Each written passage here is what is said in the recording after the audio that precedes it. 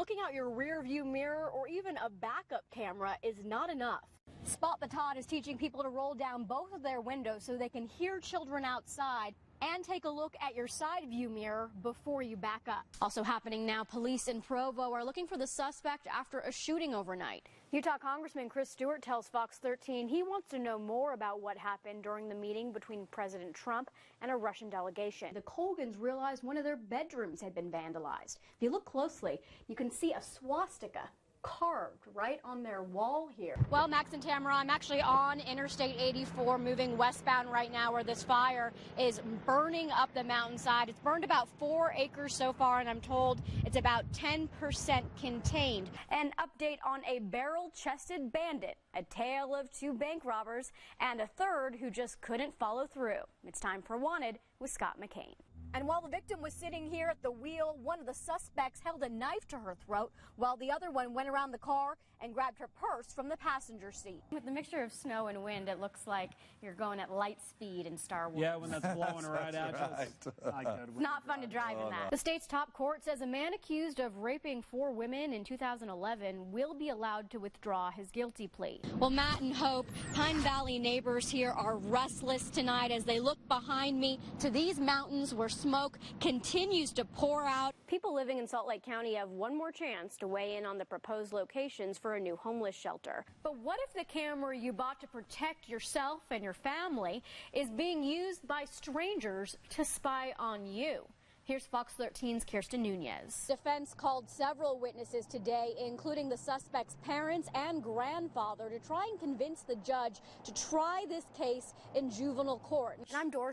Hope Woodside has the night off. Supporters of cannabis to treat medical conditions are laying the groundwork to take it to the voters. Benjamin's parents are here from North Carolina, and they're noticeably distraught, anxious to find out any information about their son. Yeah, Bob and Hope, this is what's left of the home after a fire broke out this morning. As you can see, the damage is extensive, but firefighters tell me it would have been a lot worse if it hadn't been for a 10-year-old boy celebrating his birthday who did exactly what he'd been taught how to do. Layton police have cracked a huge case that involves nearly 24 victims, and they call this crime boogling.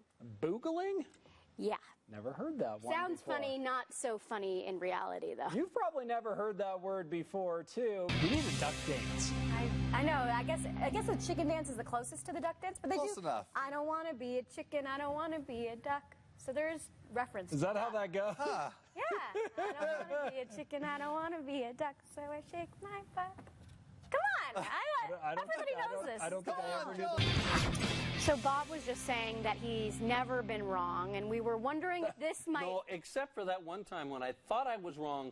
But you I were wasn't. actually right. But Yeah. you were actually right. Yeah. While firefighters pray for rain, we're Woodruffs, we're not wimps.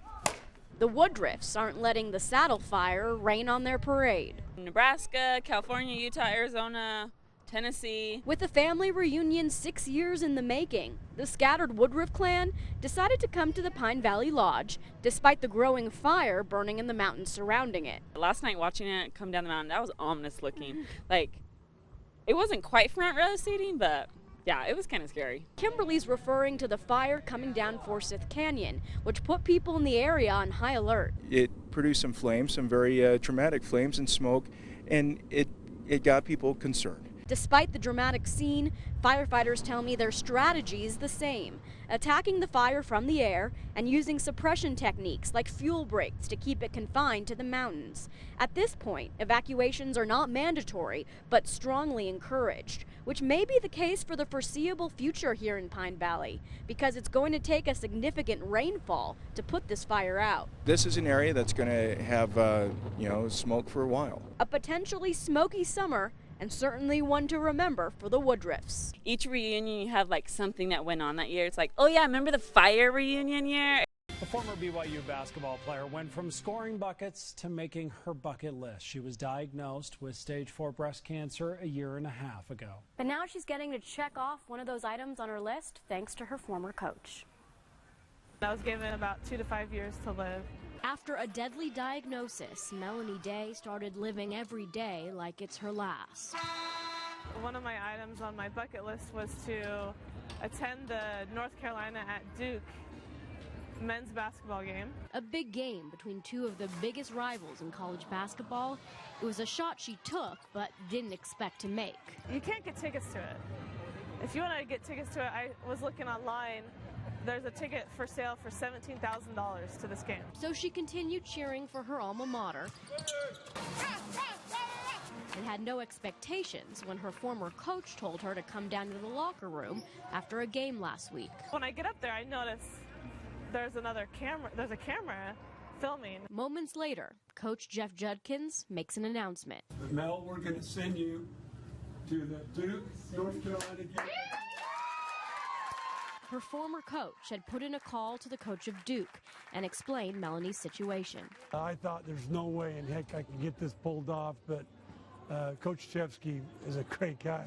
Melanie didn't only get tickets, but the players and coaches pitched in to pay for her and her husband to fly out. The fact that I get to go with him, that they're sending both of us to the game, and that I get to share that moment with the most important person in my life is perfect. A winner both on and off the court.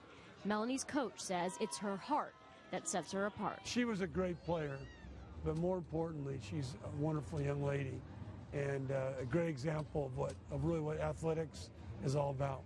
And even though her cancer diagnosis may have knocked her down, she plans on getting back up with a little help from her team. I feel indebted forever to BYU, and I know sometimes people don't want to be paid back for what they've done, so what I can do now, the only thing I could do is pay it forward.